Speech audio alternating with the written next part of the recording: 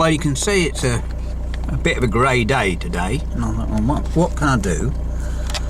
And I've been thinking about this with the, you know, the live video and stuff we've done recently, and I thought, well, shall I do a live video? And I thought, no, and I've got the, you know, my phone, I can video on that. Anyway, I suddenly thought, oh, I can tell you a boating tale, right?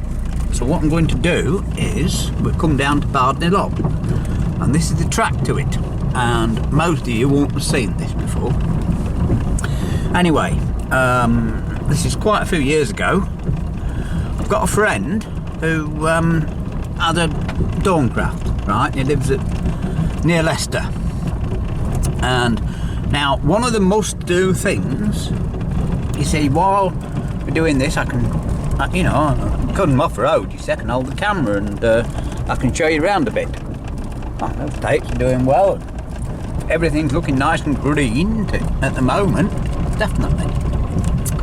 Anyway, we did one of the must-do things in this country, on our island, is to go through Foxton Locks on a boat, and they're quite special. You can, well, and what I might do is try and find one or two links and put in the description, that's it. Anyway, I can hold this steady enough. There's some horses over there, and they were all galloping about a moment ago, enjoying themselves. Anyway, back to the plot. Yeah, so anyway, he had only 3 days to do it. He had 3 days off, you see. And he only had 3 days to do this trip, and it's quite a feat actually, because you've got 28 locks in a tunnel to do, and it normally takes like 2 or 3 days, and we had to do it in a day, and we had to do it back in a day. And remember, I can't do that many locks and things, you know, because of my situation, so I did most of the driving and some of it. Anyway, as I say, it was quite an adventure, it really was. And we made it, but there was an incident where it could have been very serious. Now, I'm always very careful around rivers and things, you know, I really am. And but it had got dark, and there's 3 locks very close together. The full story of this, by the way, is actually on, I did a web page of it, you know, and I've got quite a lot of pictures, as I say, photos, proper ones, which I'll include in this. But the one I can't find. Anyway, this incident, what happened was, it got dark and the 3 locks closed together, so I set one lock ready for him, and I walked to the other one to get that ready to go in. And we were getting on well, by the way, because we timed it, and we were doing locks in about 7 minutes, which is pretty good going, you know, we were getting on with it. Anyway, as I say, it got dark and I walked round, and my feet were getting a bit damp. It was, I don't know, we left at 9 in the morning, and I think we got there at 9 at night with a short stop for a pint, you know, and that's I'm sure that's what happened. Anyway, it got dark and I was walking around this lock, and my feet were getting damp in the grass, and I thought, oh, I'll walk on the path. Well, it wasn't a path, was it? It was what they call a spillway, or it's a trough, a brick trough, you know, a couple of foot deep, something like that runs around the lock, but the water runs down. And the problem is, you can imagine the scene, that the grass had grown over the top, and in the dark it looked like a path. So I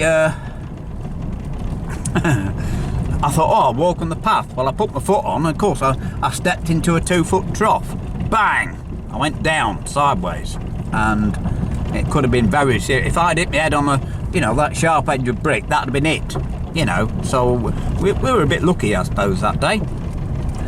And anyway, we got there, and the next morning I took Barney for a walk, and my head was throbbing a bit. I had some paracetamol, and when we got there, Alan went to the pub and I went to bed, so I had a bit of a bad, well, 12 hours say, then I recovered and I was alright after that, you know, but anyway, going through the locks themselves, it was brilliant. I have to say, as I said, once again, it's one of the must-do things in this country, right? I hope you're enjoying this little look around rather than just go staring at me. And it was very enjoyable. And what we did, we took turns. So I was on the boat for the first half of the locks, and then Alan was on the boat for the second half of the locks, you know. And what other incident did we have? Oh, on the way there, by the way, you have to go on the through Leicester and the Grand Union, I think it is. And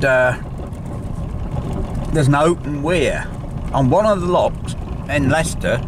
There's an open weir, and you know, we were left hovering on the boat. I was driving it like near this open weir, and the problem is that if your engine stops, you can actually go over it, you know, so you have to be ready to dive onto the front and drop an anchor, a weight or something, you know, rope to stop yourself going over. So you've got to be prepared, that's what I'm saying. Coming back through the locks, by the way, there was a narrowboat in front of me, and it took disabled people, and he was letting them have a drive of it. Well, the bloke got it wrong, didn't he? And he missed the entrance to the lock because there's a central pound you have to go across, you know, and there's a bit of a flow sometimes. He missed it and hit it, and it stopped with a big bang, like. Anyway, it didn't destroy the locks. It was still quite funny, all the same. Amused me. I was behind though, because of course all the wash from his prop made a mess. So I looked like a terrible boater, like, you know, on this Dawn-craft, taking it through the pound, because of course it washed me sideways, and so I was struggling to get in. But I mean, it didn't matter, because it was a nice day and there's a lot of people there, a lot of spectators about, you know, and it gives them something to look at, doesn't it? Anyway, that's the trip, and then, as I say, we had another 12-hour day coming back, you know, through all the, I think it's 28 locks in a tunnel. So, there you go. Hope you've enjoyed that little tale, and I'll finish off by just showing you around the lock. Well, I was hoping to show you around the lock to finish the video off, but you can see it because I did a video of how to use a lock a long while ago. It's on my boating thing, isn't it, or somewhere. So you can look at that if you want to see it. Anyway, we've had a ride out, that's the thing, and you've had a boating tale, which we did, quite an adventure it was. And just to remind you, if you go to my About page on here on YouTube,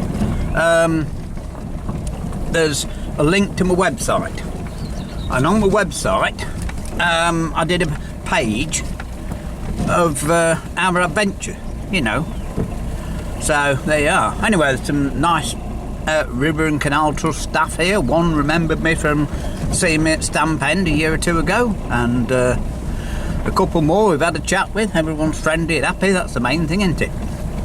But we had some nice days boating here, there's no doubt about it. You know, I had some very enjoyable times here, but it all, you know, as like everything, it all went a bit pear-shaped, didn't it? But yes, as well as one or two bad memories from here, I've got some very good ones, which is the main thing.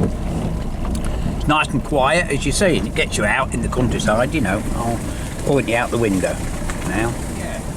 Pity, it just started raining, which, as I say, is a bit of a, you know, we're all right. I've come out, I don't mind. You can't see Lincoln today, it's very misty. Lincoln's over there, by the way. I have shown it before. Anyway, I hope you like this little tale and little chat and look around. It's better than stopping in, isn't it? Hey? Much better than stopping in.